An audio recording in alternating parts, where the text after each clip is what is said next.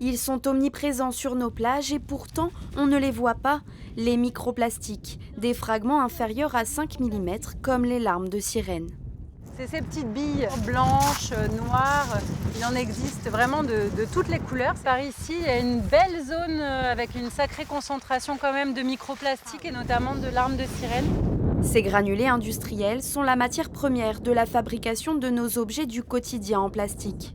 Rejetés dans les mers, ils constituent la deuxième source de pollution aux microplastiques.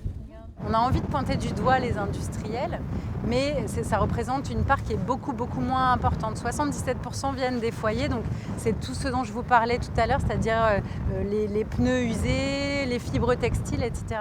Plus tôt, la consigne est donnée. 1 heure de ramassage, au bout d'une demi-heure, un coup de sifflet et on se donne rendez-vous au bout de l'allée.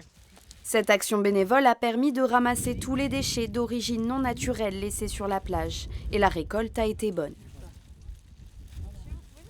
Qu'est-ce que tu as trouvé par exemple là aujourd'hui? Un peu de tout, des fils de pêche, même une pince à linge, des bouchons.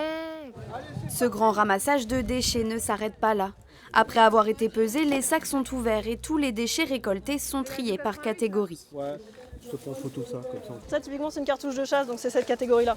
Un protocole précis établi par l'ONG Surfrider, impliquée dans la préservation de l'océan et du littoral.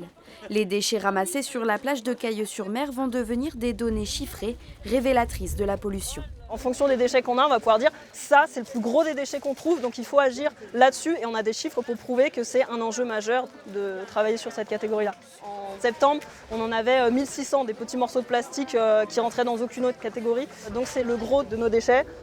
À cause de leur petite taille, les microplastiques ne font pas partie de la classification des déchets retrouvés sur le littoral. Pourtant, on estime à 30 000 tonnes leur présence en mer.